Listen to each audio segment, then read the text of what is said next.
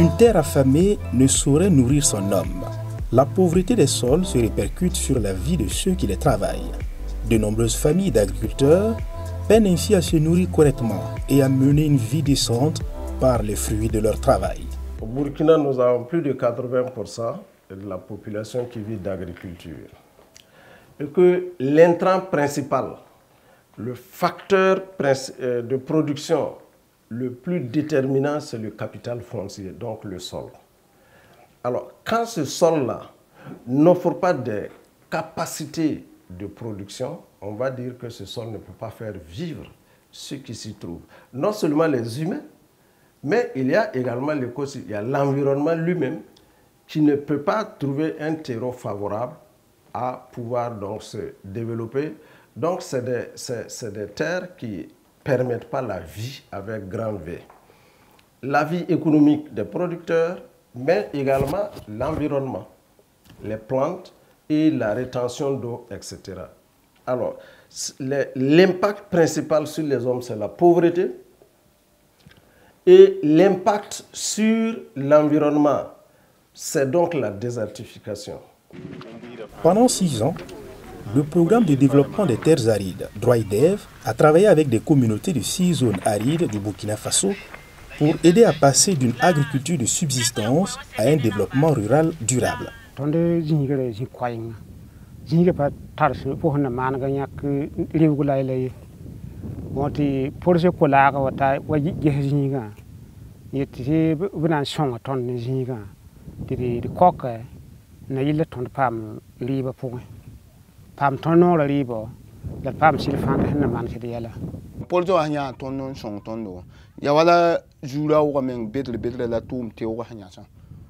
Bale ba foratin tum fa tu machin ka ben ton par kamana ton tum fa tu ya to ga jula bedra la son ton ne machin le men ton ne ton boom ning ton pa ton pama ya bo wala vitamine a para to ne ton do.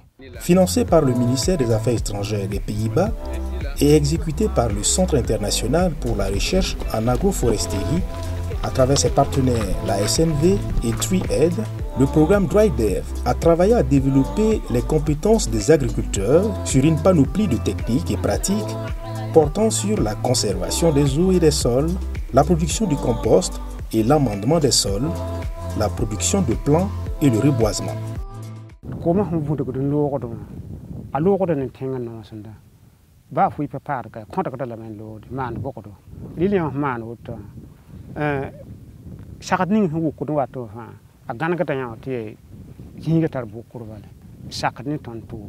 Le sol peut avoir de l'eau, mais il faut ce qu'on appelle les vitamines. Ça veut dire donc qu'on va enrichir, on va développer les compétences donc des producteurs sur les techniques d'enrichissement donc de ce sol-là avec quoi? Avec de la fumure beaucoup plus rentable, mais également de la fumure économique dont la production est économiquement viable.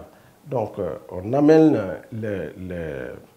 les producteurs à développer des compétences sur le compostage. Le sol a besoin de compost. On leur enseigne plusieurs types de compostage pour pouvoir donc enrichir ce sol.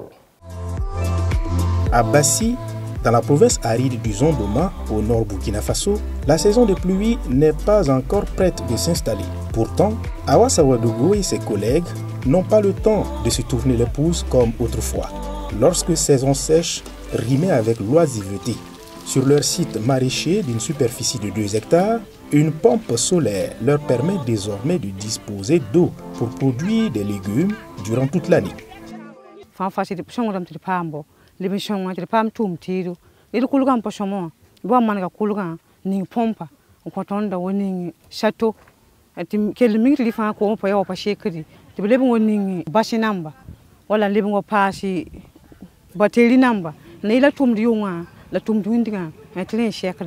Oignons, tomates, poivrons, piments, choux. Ce qu'elles produisent leur permettent non seulement d'améliorer leur alimentation, mais aussi d'approvisionner le marché local en produits frais.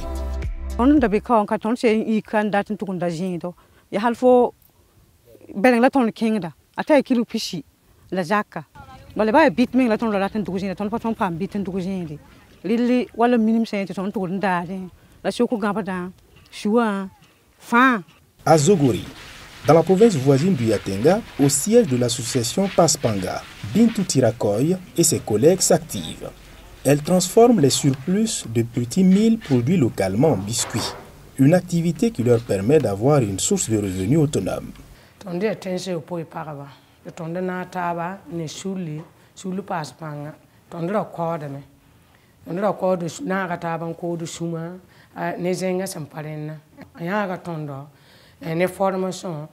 Formation au coup de coin tondo tedo. Tedo gilis na mani biscuit au fin qui se tondo. Tondo me tombe. Autre contrée, même dynamique.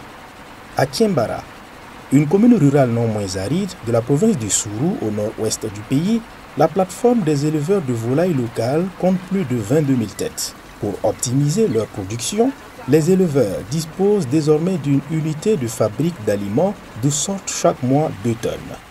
Les tonnes non sera pas l'eau tawe. Non la tonne man kiwi tampa lobe. La tonne pas même sur terre tiriba man non. Non le chimena tabo na terre ka fa non lobe demain.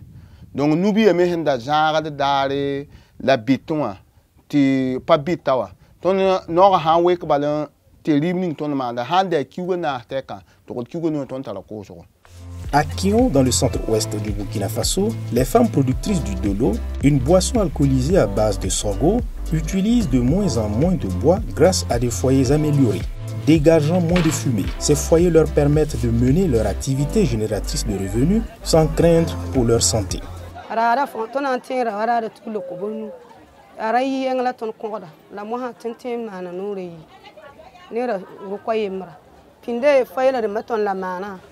Fahama ne buguma wunda fo soma ti kele ya banse la moha foye wa wa ton nem tele brana na ni ton la fi wa wenge a nyor me tempa ma moha te sango si de bram to yor kwa mbaye kolle la ra ni se futu ane kwa mbala fi wenge ti tamti ya waton me ne sale bra poye kale wonde tabe.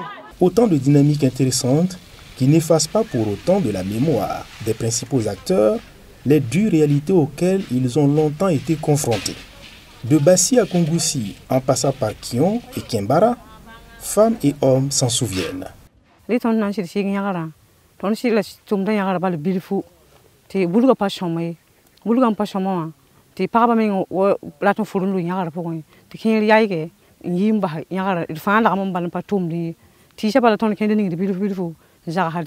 On avait beaucoup de difficultés au niveau de la parcelle. Cette parcelle était très petite, nous étions avec 2 hectares, mais on n'avait pas l'eau. On travaillait à un puits. Au mois de fin mars seulement, on n'arrose plus. On bloque l'arrosoir, on n'avait plus l'eau. Tous les puits étaient tarifs, donc on chômait.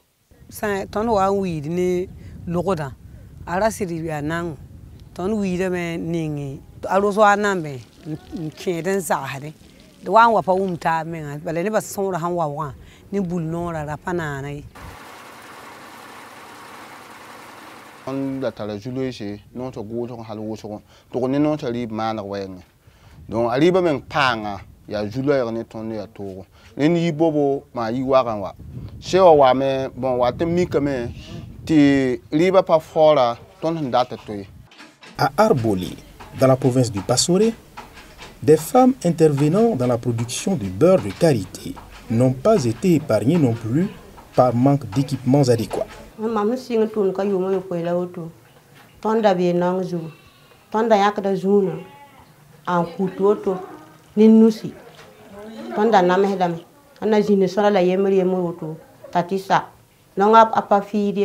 Des difficultés qui ont pour origine l'aridité des sols. Au Burkina Faso, la dégradation des terres constitue une menace grave au développement durable.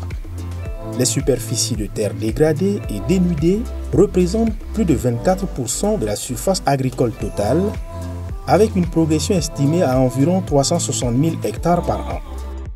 L'aridité a eu raison de beaucoup de terres, ça veut dire sans couverture, et en fait le sol est soumis aux différentes érosions, que ce soit éoliennes ou hydriques, donc ça emporte les éléments nutritifs, mais en fait tout le corps du sol, et ça ne laisse derrière que des ravines. Ça réduit beaucoup les superficies cultivables, surtout dans cette zone. Et ça fait que ça engendre des départs pour certaines localités, même jusqu'à l'extérieur du pays. Ça engendre également des conflits entre producteurs. Le programme a également facilité l'accès des producteurs à des intrants de qualité et des équipements agricoles à travers un mécanisme autogéré par les producteurs eux-mêmes. Nous avons été appuyés par le projet DryDev cette année pour l'aménagement de notre site ici, qui nous a quand même aidé à comment il faut aménager au même moment, comment piquer nos planches. Nous avons été appuyés avec une formation de comment il faut traiter nos cultures. Au niveau des périmètres maraîchers, donc la philosophie d'intervention est la même. Donc, conserver, enrichir et développer le potentiel producteur du capital foncier de base qu'est le sol, la terre. Donc on l'a fait. Et trouver les moyens les plus économiquement avérés possibles pour pouvoir conserver l'eau et apporter l'eau. Nous, on utilisait les produits chimiques. Ils sont venus nous appuyer pour le traitement des produits bio et avec le Bioprotec, comment il faut utiliser les produits Bioprotec jusqu'à récolter. Bon, on a été appuyé aussi pour la clôture de notre jardin ici avec du grillage avec une hauteur de 2 mètres, longueur de 25 mètres pour clôturer nos 5 hectares ici qu'on a avec 5 tonnes de ciment. On a reçu 4 motopompes pour nos différents travaux ici. Autant de choses qui ont permis de redonner une seconde vie à des terres dégradées et peu productives. De nombreux producteurs ont pu ainsi accroître leur rendement de manière significative.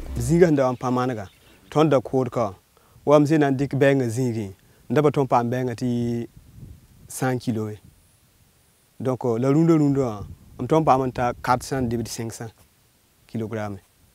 Donc zikanga mim en tout cas je 500 mais kamana ya zinga managra menkai sem de payiri kamenga tonda pat ningir kamani la zinga mana teka ronda mamni kamana en tout cas pa manta 500 kg kiwo me ayi de tonne singre ton patenti ton shonga ton tisikanga alibek tonde ri ba bji la runda sida bangam te tongom tongom ti ban gra kaka ti sa fa to libin da pa to to ti sa ta ro kum da pa runda ti hito si ya ba me le bu yimde ton bangam te bu wayen panga tuban ne tongo ne rawdo ton me sidik ti le taba ye som ne kukala zantle me ngata 1 mètre zinga mo ha fa ngeti alat Fatima ti yakataba Fatima bin le ko le men sarma Fatima ta ayekataba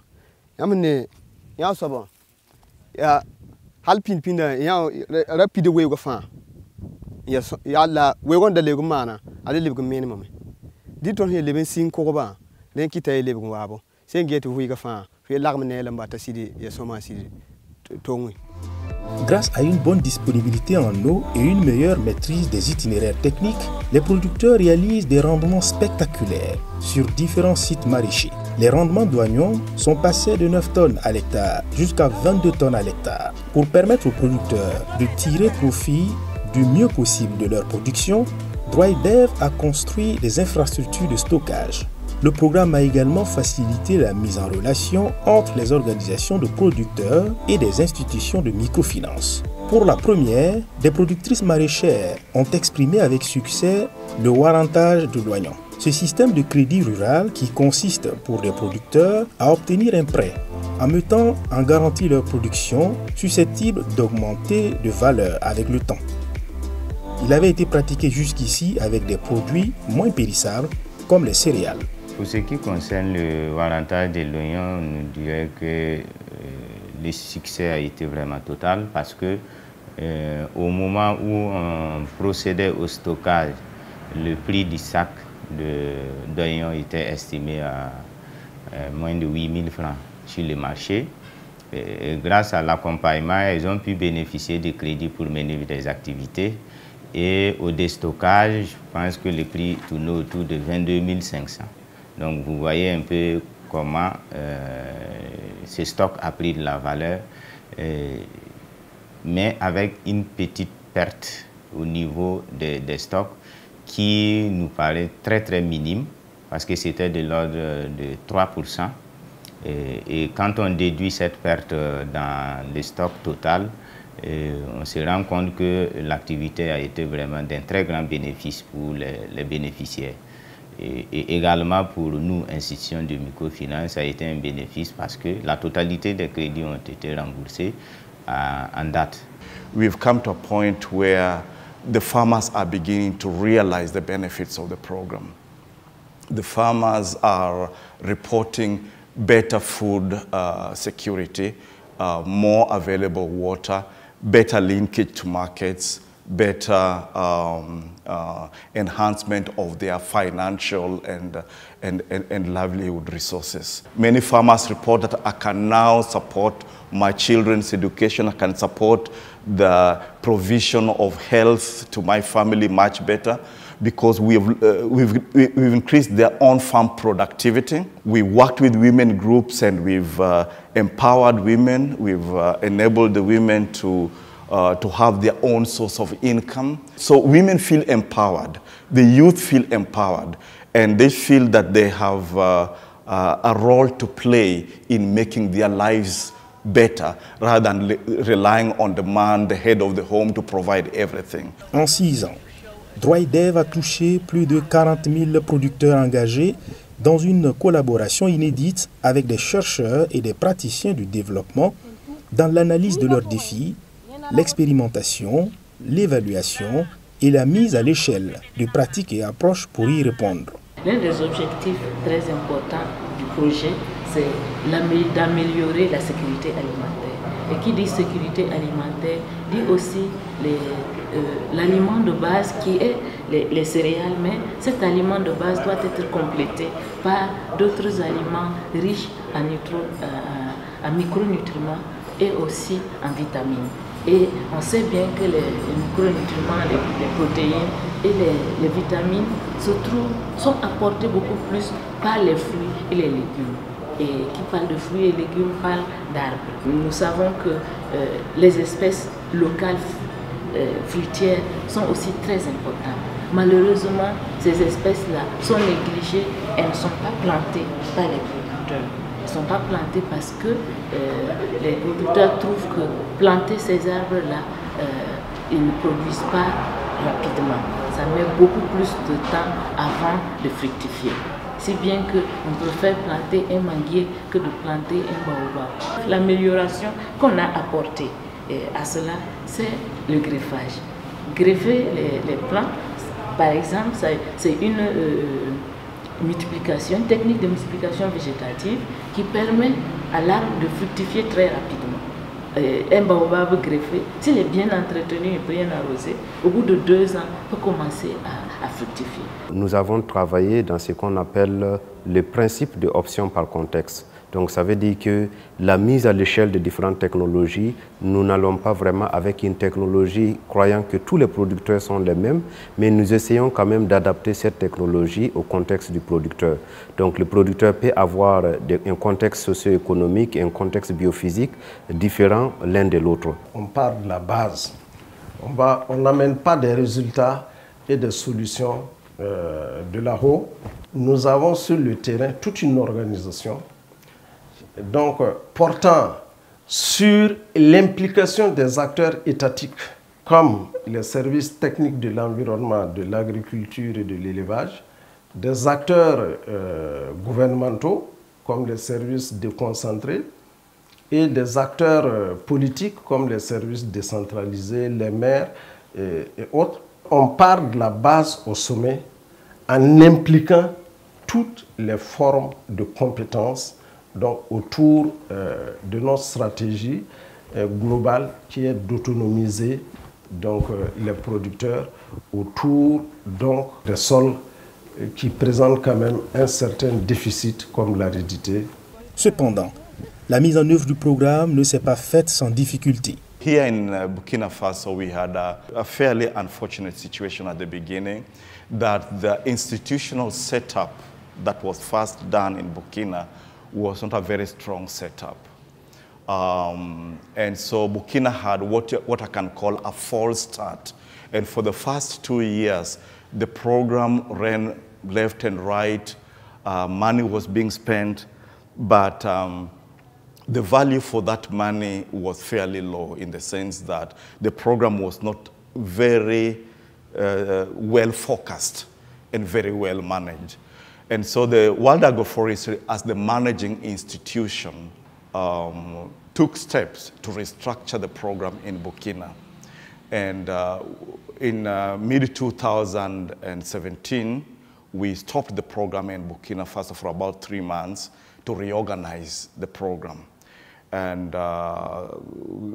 we had a new team coming in. We've had SNV and Tree Aid coming in much more strongly. They were there in the previous arrangement, but they were not very appropriately arranged. So not appropriately organized, let me say. We have restructured the program. We've strengthened SNV's capacity to manage the program, and also Tree Aid's capacity to manage the program. And one of the changes we made in Burkina Faso is that ICRAF came in as the lead organization in the country, which is different from all the other 4 countries. So that structure has worked well. À l'heure de la clôture du programme, les acteurs tirent plusieurs enseignements qui méritent, selon eux, d'être partagés. Ce programme nous a donné quand même pas mal de leçons. Il faut se dire quand même que le programme nous a appris comment vraiment nous devons travailler en consortium. Parce que ce n'est pas seul vraiment qu'on peut résoudre le problème de développement. Le programme aussi nous a appris comment vraiment travailler en synergie. Donc l'aspect partenariat que nous avons essayé vraiment de promouvoir dans le cadre de ce programme, nous ne venons pas dans une localité pour réinventer la roue. Lorsqu'il y a un partenaire qui fait déjà un travail, nous essayons de voir comment se baser sur le travail de ces partenaires-là et apporter un complément qui manque à ce que ces partenaires font. Un producteur, il est à la fois éleveur, il est à la fois agriculteur, il est à la fois pêcheur à ses temps perdus, il fait du petit commerce, de temps en temps il est maçon. Donc, si nous voulons l'aider à sortir de sa situation de pauvreté, il faudrait que nous puissions adresser tous ces aspects-là en même temps. Il est un tout. Donc, je pense que ça, c'est une leçon. Et les partenaires là qui sont venus hier, eux-mêmes l'ont reconnu. Pendant longtemps, chaque partenaire a pensé que lui, il est le centre de la terre et que si lui, il fait sa part de travail, le monde rural va se développer. Ce n'est pas vrai. La principale leçon apprise est que quand on améliore la productivité, il faut aussi penser à la transformation des produits agricoles. Parce que la transformation des produits agricoles permet vraiment de tirer le maillon de la production.